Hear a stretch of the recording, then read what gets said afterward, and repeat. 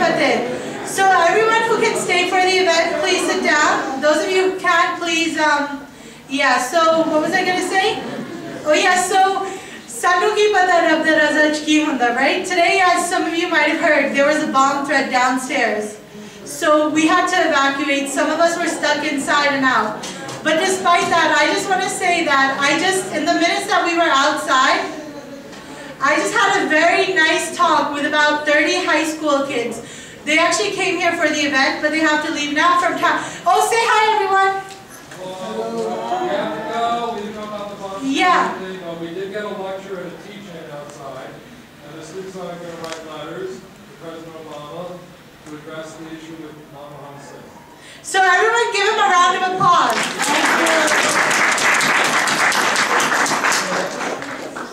Yes, so basically, as I was talking to the kids about the 1984 genocide, it really hit me so hard that in 26 years, we have done so little prachar.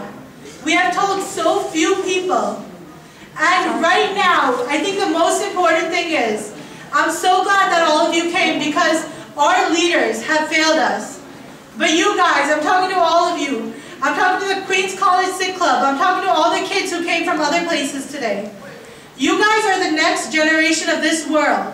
All the killing and all the horror that goes on, everything that our leaders do today, tomorrow we will have the opportunity to change all of that. So that's why it's important we become aware of these things. Now, the name of our event today is We Will Kill 20,000 Sikh Youth, and the world will know nothing about it. Does anyone here know who said that quote? Any of the bache? That quote was by a former Prime Minister, Chandrasekhar. Now, can you guys imagine President Obama or George Bush saying something like, we will kill all the Christians and no one will know, or we will kill all the Muslims or all the Jewish people and no one will know. But what's so scary is, this quote that Chandrasekhar said is about to come true. They have killed thousands and thousands of Sikh youth, not half, but they are still killing. Today, if we go to India and we see the jails, you can hear screams at night of Sikhs who are being tortured. And not only Sikhs, but genocide and hidden genocide is a big trait of the so-called world's largest democracy. So many Christians and Muslims are being killed in Kashmir, and their bodies are gone before anyone knows. Just recently, not even a year ago, they killed a woman just for being Christian, and she was pregnant. They took the baby out of her womb, and they killed it in front of her. Now we have to, you know what they say? The dead can't speak out for justice. The living must do it. So we must stand up for these atrocities. And it is up to us to pressure our politicians and to show that we, the youth, are different than the older generation. We are going to make a world where everyone, Christians, Muslims, Jews, Hindus, gays, lesbians, black, white, whoever they are, whether we agree with them or not, they will be tolerated. We are going to create a safe world. So that's a message that we must show here today. And with that said, I would like to welcome our first guest speaker, Mr. Hansdeep Singh from United Sikhs, and he will talk to you a little bit about what happened with the genocide. Thank you very much.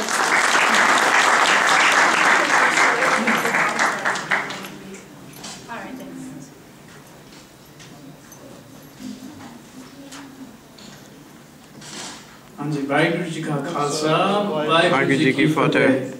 Ladies and gentlemen, thank you so much for coming here today. I have a short prepared speech that I had done at the UN recently in the end of July. The conference was about preventing genocide and torture, and my focus was on the Sikh genocide. So I'm going to read from that script.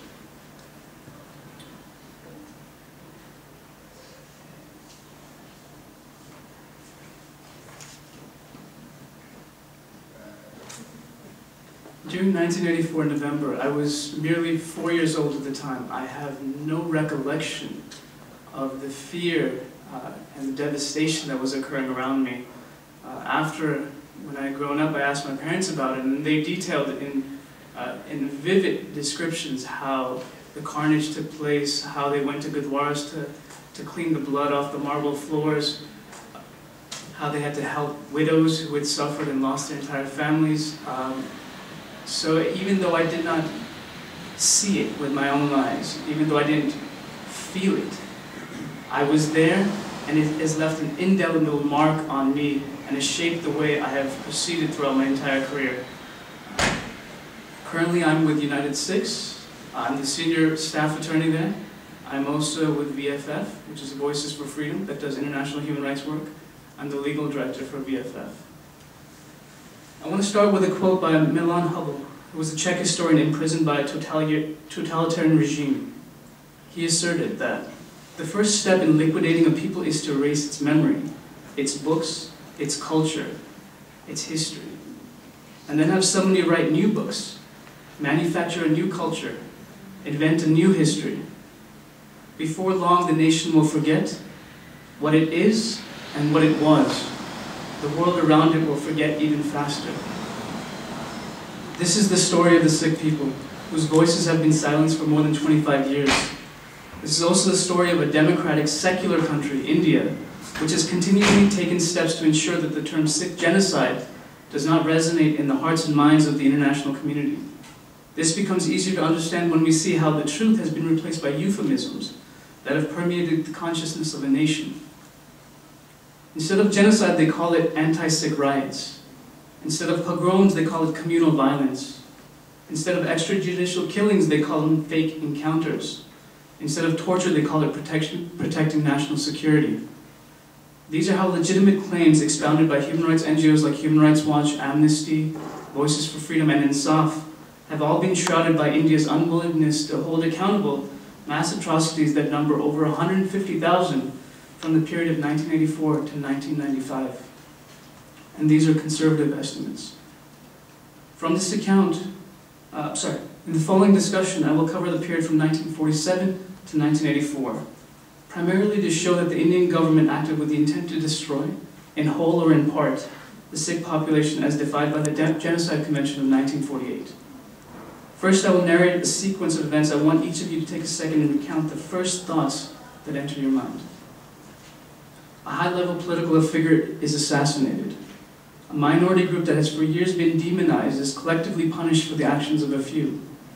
Instantaneously, government officials distribute detailed lists that identify shops, homes, and neighborhoods where the minority group lives and works. Government officials organize youth mobs, supply them with weapons, and instigate them to carry out systematic, brutal attacks with no fear of repercussion or opposition. The media further inflames the passions of the majority by disseminating and fabricating false information.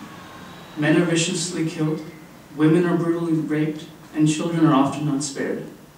For some of you, these events speak of the horrors of the Night of the Broken Glass in 1938. Although initially portrayed as sporadic outbursts of killing of a German diplomat, this marked the beginning of a systematic plan to exterminate Jews. For others, this event speaks of Rwanda. The president of the MRND party was assassinated. Tutsi rebels immediately, within days, incited violence against the Tutsi civilian minority population. They organized youth mobs, they distributed weapons, and they directed, the government officials directed the Hutus to Tutsi neighborhoods.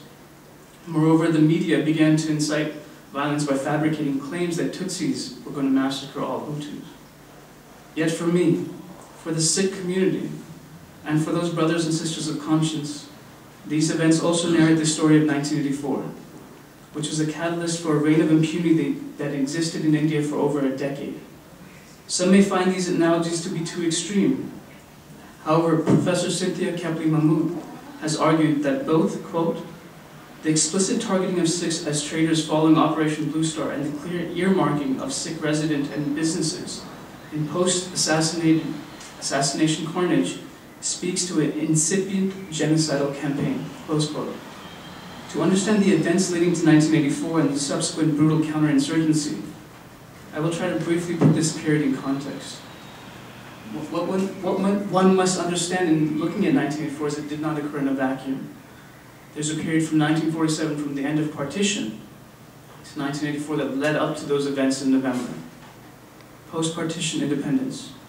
After India secured its independence in 1947, promises once made to the Sikhs during the struggle for independence were never fulfilled. One of the promises was that Punjab was to be a sovereign state, which would function quasi-autonomously from the larger Indian state. Unfortunately, the Sikh community never got to reap those benefits of their sacrifices. The Indian government took affirmative steps to reduce the power of Punjab by dividing it into 3 states, diverting its waters to non-riparian states, and by seeking to establish Hindi as a state language over Punjabi. This betrayal was keenly perceptible in the backdrop of the assurances given by both Nehru and Gandhi. Both promised that Congress shall accept no constitution which does not meet with the satisfaction of Sikhs. And Gandhi himself asserted that Sikhs would be justified in drawing their swords if Congress would renege on its commitments. Moreover, Sikhs believed they honored their commitment in fighting for freedom and independence, since the majority of lives lost and executed for standing defiant against the British Empire, almost 85 to 90%, came from the Sikh community. And why this is so staggering is that the Sikh community only represents about 1.5 to 2% of the Indian population. Instead of experiencing that glow of freedom, the ruling Hindu party passed a constitution that didn't even recognize Sikhs as having a distinctive faith. And hence, no Sikh has ever accepted or signed the Indian constitution. Furthermore, the government used dubious means to skew the population of Punjab so that Sikhs would not have a majority, seeking to make Hindi the state language. First, they transported Hindus from adjacent states into Punjab. Second, they asked Punjabi Hindus to write on a census form that their mother tongue was Hindi, which they did, but they wrote it in Punjabi. Generally, the first process of eradicating a people is to strip them of their language. The Punjabi language and Sikh holy scriptures are inextricably linked.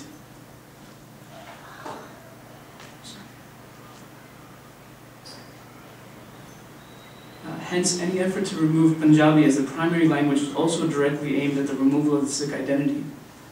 Once Sikhs began voicing their discontent and organizing civil disobedience protests, they became vilified as separatists by the Indian government and the media, and were arbitrarily imprisoned. This set the stage for June 1984, when Harmandir Sahib was attacked brutally in what was called Operation Blue Star. And because of time, I'm going to skip specifically the 1984 event.